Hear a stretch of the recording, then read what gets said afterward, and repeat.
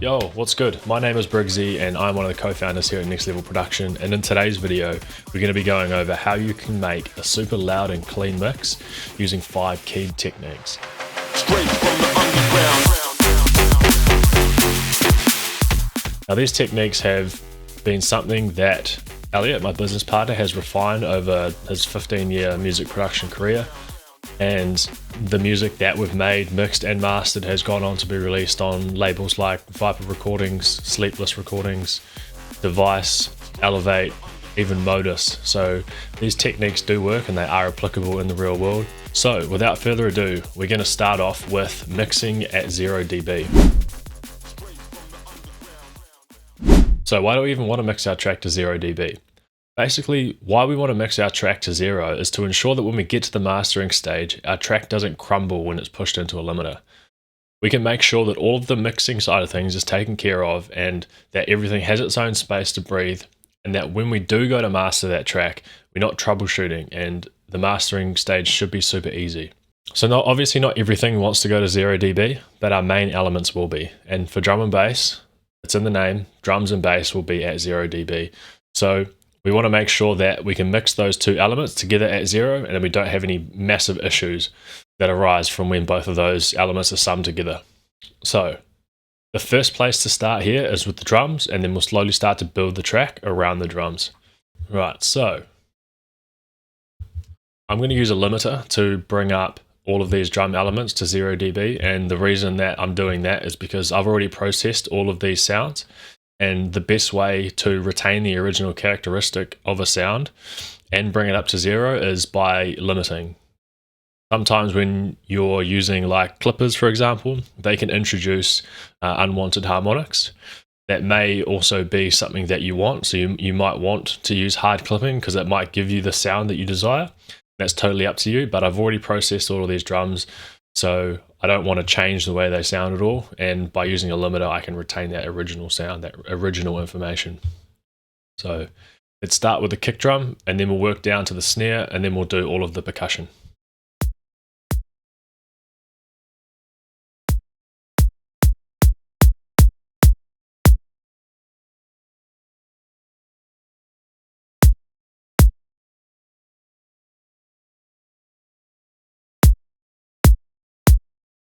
Cool, so what I'm doing here is I'm looking at vision, and I'm also looking at the limiter, and I'm making sure that one, we're not getting a crazy amount of gain reduction from the limiter, but also that we're sitting at 0 dB down on the oscilloscope here.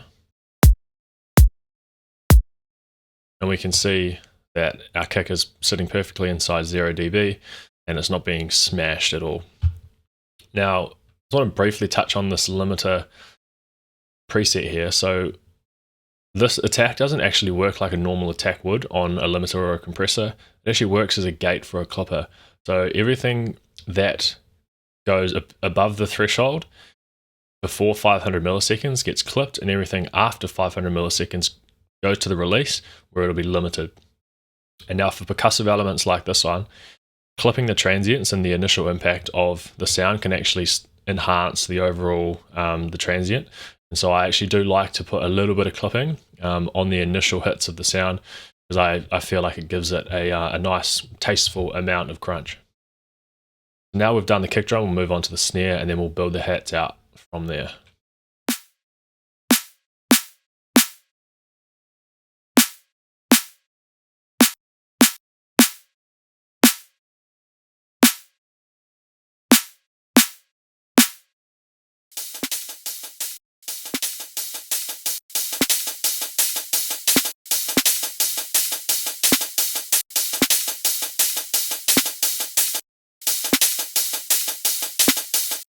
Right, so now that we've got our kick, snare, and hi-hats where they're supposed to be sitting, kick and snare are both at 0 and the hi-hats are very close to, we now need to start to think about mixing these elements together.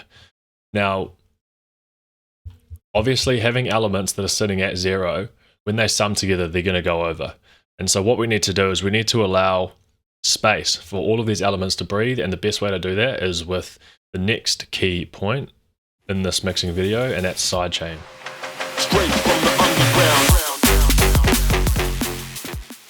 And so what we're going to do is we're going to sidechain our kick and our snare to our hi-hat groups so that when our kick and snares play, they have room in the space, room in the mix to breathe, and they're also not going to get smashed into the limiter on at a group level by summing together with the hi-hat elements. So on the perk group, we're using a plugin called Baraska Sidechainer. Now this is a plugin made by a guy called Baraska, and he is an absolute legend, and he's actually given this plugin away for free or a donation. So if you go to his Gumroad page, search up Baraska Sidechainer, you can go and grab this for yourself.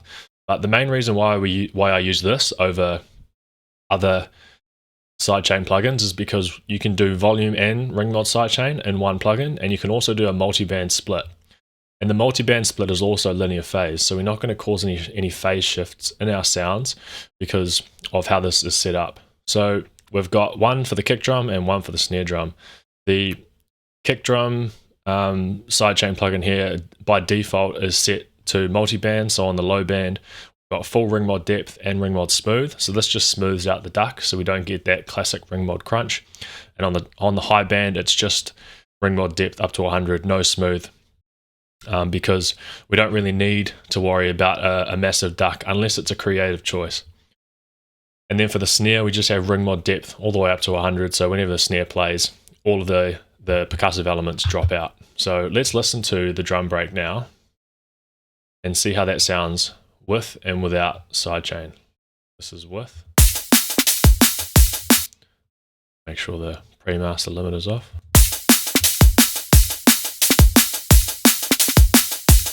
So it doesn't sound too bad, but as you can see, these elements are summing together and they're going way over zero. So when we go to sum the drum group to the bass group and everything else, these peaks are going to wreak havoc when we get to the pre-master. They're going to sum together with everything else that's going on, and it's going to cause a lot of constructive interference and potentially also destructive interference. Phase cancellation, in other words. So what we need to do is we need to give the kick and the snare space to breathe here, because the hi-hats are already sitting inside zero, and we also know that the kick and the snare are too. So now if we go and turn on the sidechain,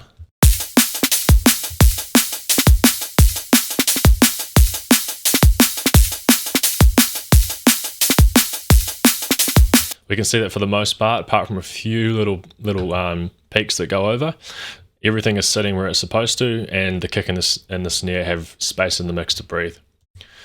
So now that we've mixed our drums, we can start to think about how we are going to mix everything else that we've got going on. So let's come down and have a look at the bass section. So what we're going to do is we're going to bring all of these elements up to zero, and then we're going to listen to the track, basically how it sits, and we're going to work out the next steps from there. So on this bass group, I'm going to put limiter,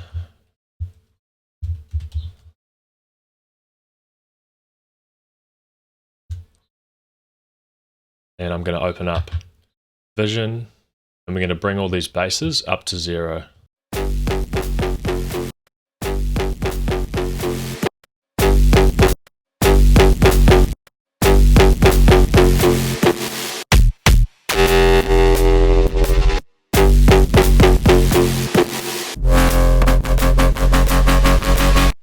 Cool, so now the basses are up to zero. We're going to do the exact same process with the synths and the effects and also the Vox. So let's jump into the synths group here, and we're going to bring them up to where they're supposed to be.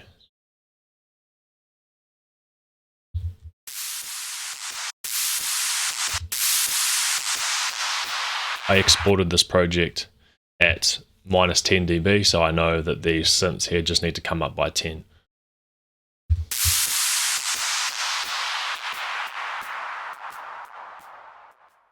Cool. And now we're going to do the same for the Vox. So I'm going to come into the vocals channel down here, and I'm going to turn up the vocals.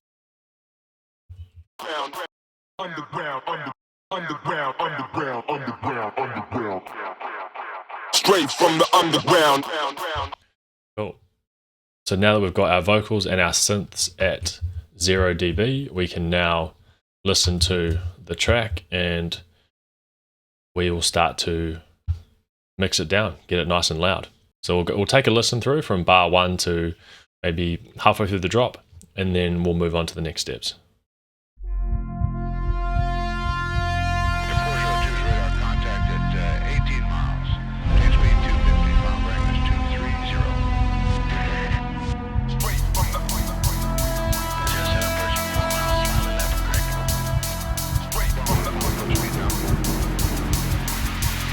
Straight from the underground.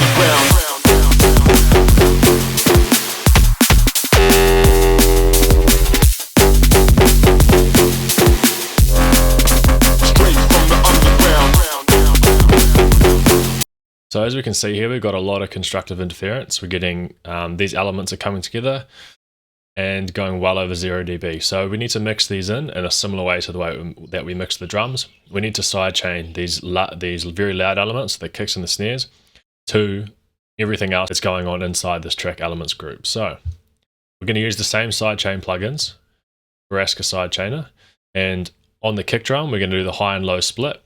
So on the low split, we want the RM smooth, because when the kick drum gets sidechained to the low end, especially the subs of our basses, we want to make sure there isn't a big crunch, and ring mod can introduce a crunch. So we want to smooth out that curve on the low end. But on the high end, we want it to be nice and tight, because I don't want a super exaggerated duck on all of the top end of the basses and everything else that's going on. I just want it to happen really fast and quick and then get out of the way. Make sure we're not going over 0 and then continue on. Especially because the music is so fast, if we had a very exaggerated duck, we would hear a lot of the elements getting ducked in and out all the time, and sometimes that could be potentially what you want, but for this style of music, and for me, I want it to be nice and tight and fast. Same with the snare. Even though we're sidechaining the snare to everything that's inside here, because ring mod is so fast, it literally only ducks for the time that the snare plays, and it's almost impossible to hear it. So let's listen to how it sounds now with the sidechain turned on, and we'll look at how much is going over 0.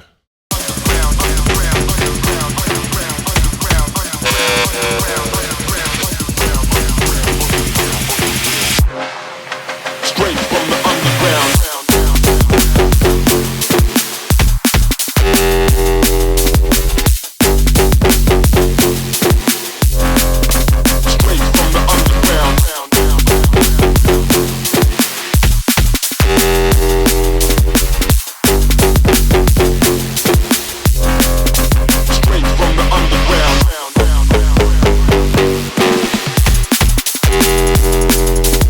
So as we can see, we still have quite a lot going over 0.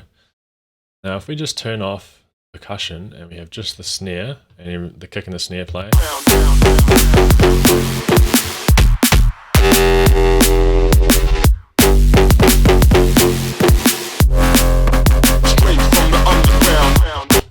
we can see that when the vocal plays, it seems to be getting sent over 0. And also when the hi-hats are summing together with some of these sounds, it's going over 0 too. So what I'm going to do is I'm going to put a limiter on this track elements group here. That should stop the vocal summing together with whatever else it's going, whatever else is causing that to happen. And we'll have a listen to how that sounds. Straight from the underground. Straight from the underground. So we can see now that on a group level, we're not going over 0, so that's nice and tight, and the vocal doesn't seem too crushed by that limiter. So now what we can do is bring the hi-hats back, and we'll see if we can solve that problem. Sometimes we can sidechain certain percussive elements that are really tight and snappy. Obviously the big washy open hats and rides, we can't really sidechain to everything because they're so long, and you can really hear its effect.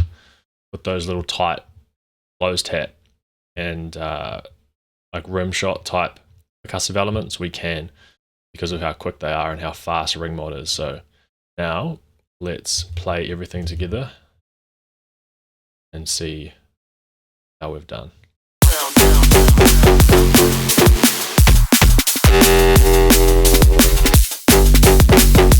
Let's try just turning on that main bass. We'll see if that's what's causing the big spikes there. Solo, the effects, the vox, just that main bass, and then drums. And we'll see if that's what's causing these dramas.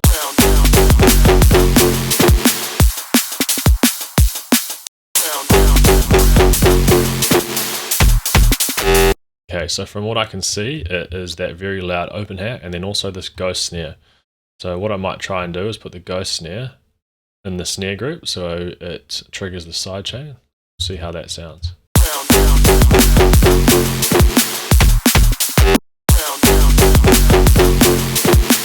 Right, now this may be something that we would have to deal with by just limiting at the pre-master stage. So let's turn on the limiter on the pre-master and we'll see how that sounds now.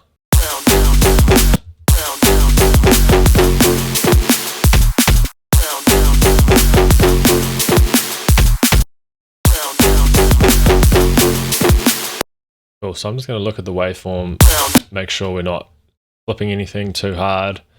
The waveform still looks healthy, strong, got a nice solid waveform.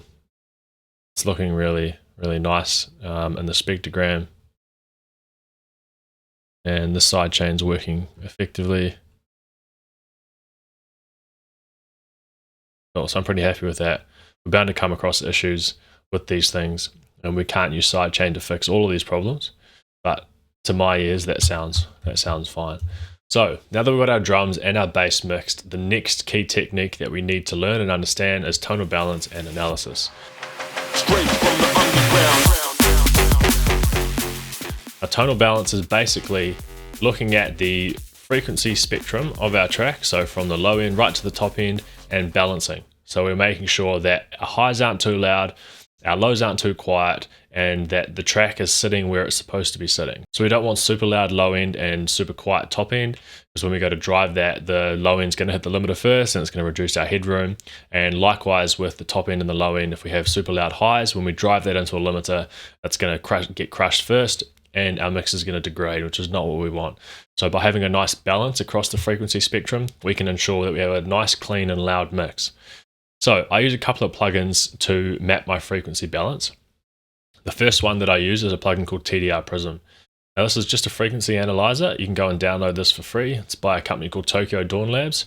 And it basically has a cool couple of functions where you can map certain lines and curves onto the frequency analyzer and look at it over time. So if we play this track now and we look at what's going on, we'll be able to understand what I'm talking about.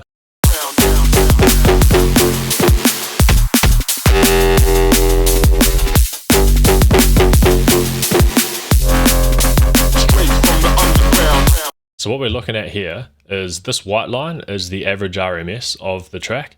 So this is basically taking snapshots of the peaks and the troughs, the quietest points, and it's mapping it with a white line.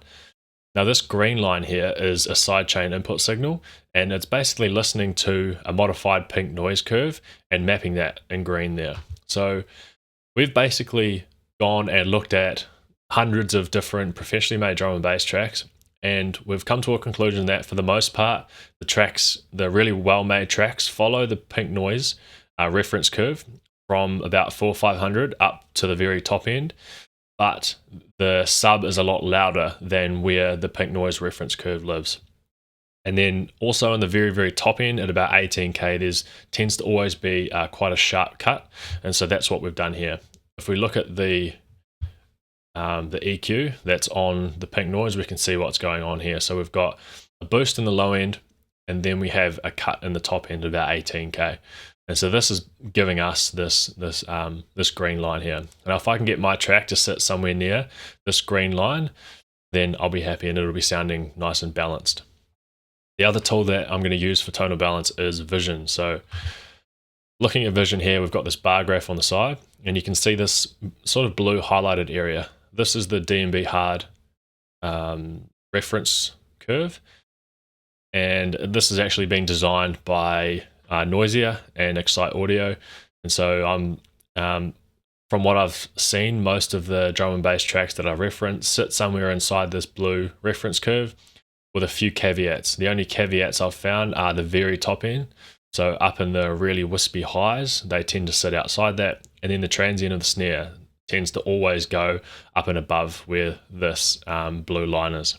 So now let's look at our track through TDR Prism first, and we'll start to make a plan on where we need to improve.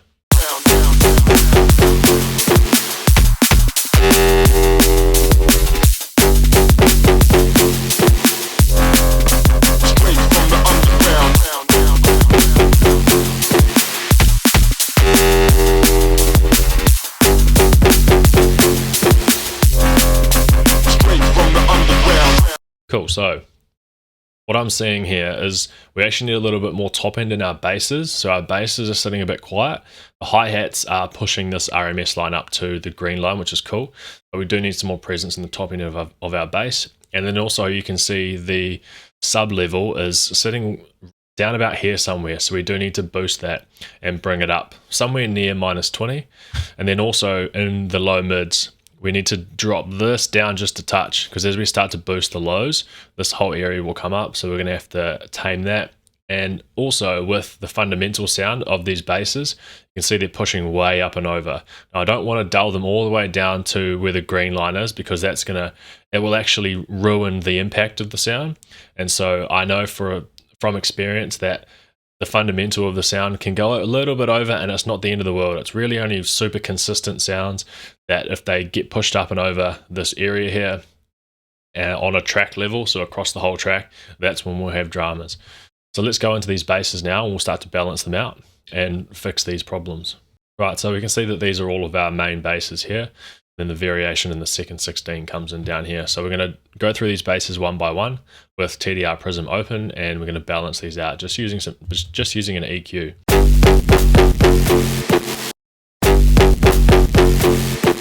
As I said before, we need a lot more presence in the top end of this bass. So we're going to start doing some EQing and balance it out.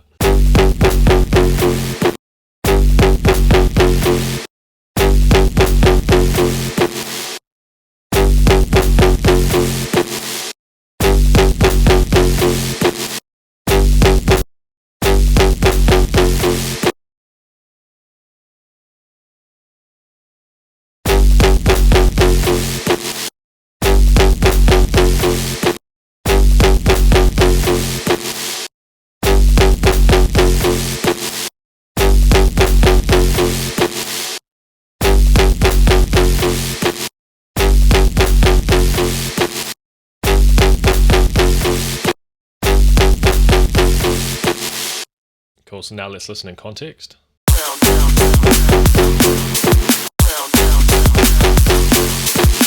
Sounds much better and much more alive now. So let's move on to the response bass and then the subsequent basses that follow.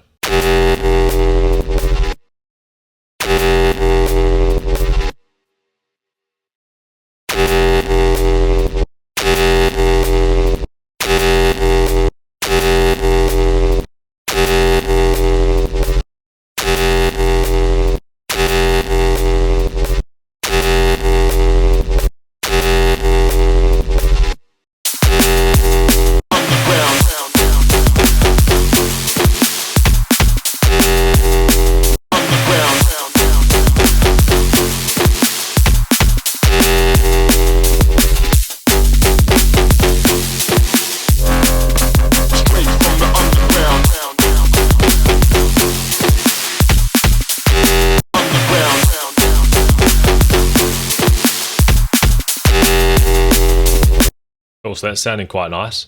Move on to these stabs. They're not going to make a massive difference on the overall frequency balance of the track, but I can hear that they need just a little bit more top end to cut through. So let's work on those.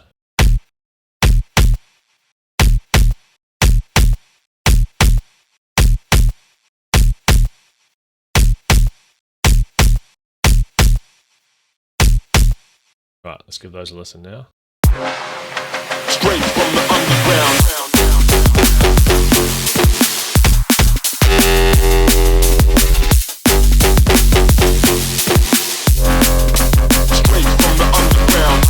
course, that's sounding nice. Now we need to do the same with this bass. So from the sounds of it, it does need more top end as well, a little bit of a dip in the low mids and then a boost in the sub. So we can see right up in this top end here, like 5, 10K, we need a bit more presence up here. So let's just do some EQing and solve that problem.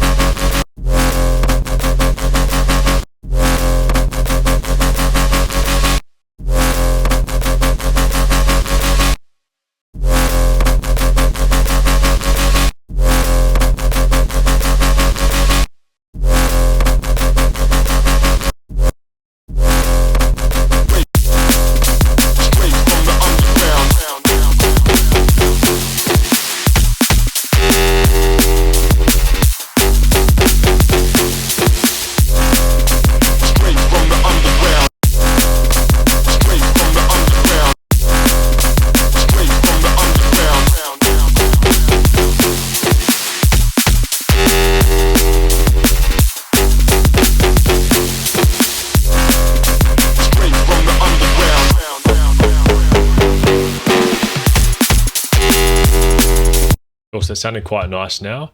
This second bass variation is just this initial bass hit with a slightly different pitch bend and movement on one of the macros. So we're just going to apply the same EQ to this bass. We'll help to bring it to life.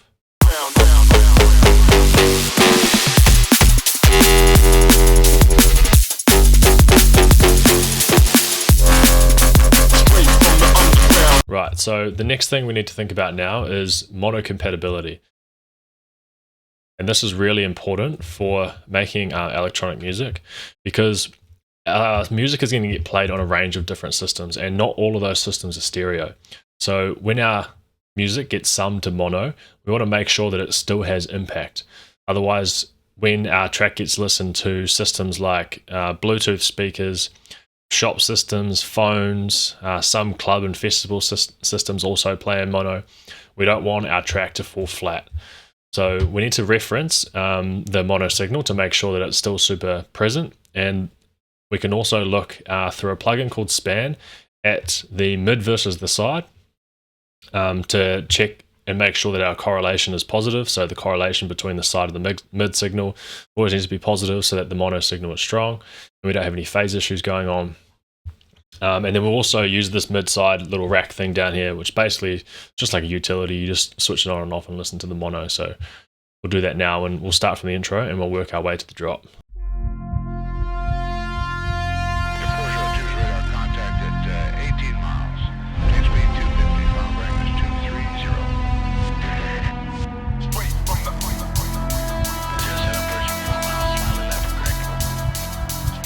So what we can see there is that that intro res is super, super wide. And when we sum it to mono, it sort of gets a bit lost. So we can do some trickery with mid-side EQ to solve this problem. So what I'm going to do is I'm going to have Span open, and I'm going to reference it as I'm using this EQ to bring the correlation back to positive. So I'm going to change this to the mid signal, and we're just going to watch it. Then we're going to change this to a side bell curve. Just reduce some of the sides. Now we've still got a wide sound, but you can see the correlation meters in the positive. The same down here. Balance it out a bit. Straight from the underground.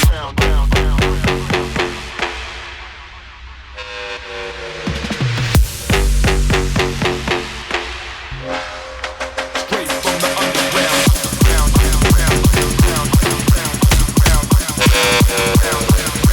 Another thing we can notice, as this build kit comes in, the sidechain is just crushing everything. And in the build up, that's really not what we want. What we can actually do is we can automate the high band of this sidechain plugin here to about 50% depth in the intro and then back up to 100 when the drop plays. So we're still going to get the effects of full sidechain, full ring mod sidechain in the drop, but in the intro we're just going to dull it so it's not so aggressive.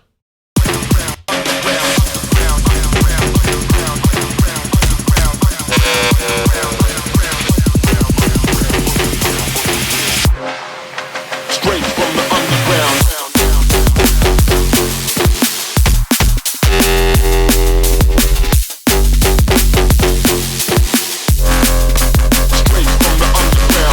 Cool, so we've got a really nice balance here.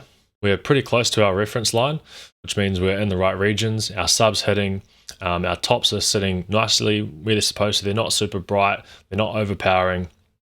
The kick and the snare are nice and punchy, they're cutting through the mix. Now let's actually go back and listen to the track in mono, because that's something we haven't done yet, so we'll go and have a listen. Straight from the underground.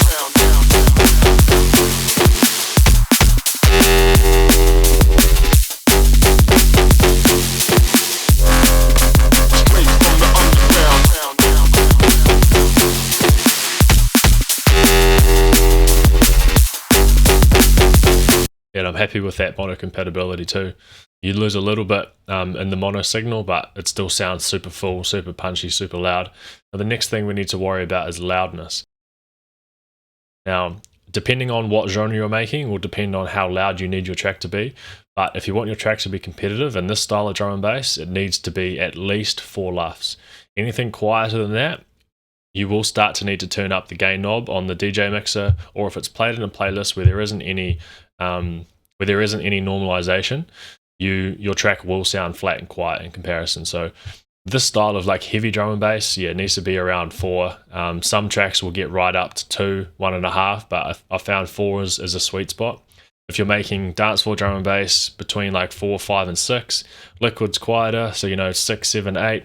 And then house and garage, depending on what style you're making, will depend on loudness as well. The best way to figure out how loud your track needs to be is to go and reference professionally made music and figure out what levels they're hitting and try and aim for that. So let's look at the loudness of our track now using Ulean loudness meter, and we'll figure out whereabouts it's sitting and whether or not it needs to be louder or quieter, and we'll go from there. Straight from the underground.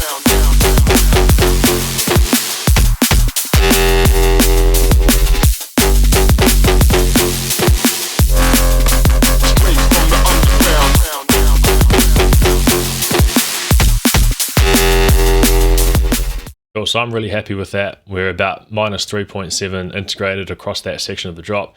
That's nice and loud, so if I go and try and mix this track now with other drum and bass songs, it's going to be competitive and it's going to match up to what else is released out there. The balance is sitting nicely where it's supposed to be. The mono compatibility is great. So yeah, that's how you can achieve a super loud and clean mix in electronic music using 5 really key points: mixing to 0, side chaining, limiting and peak control, so ensuring that your peaks aren't going over 0 dB at a group or a single track level.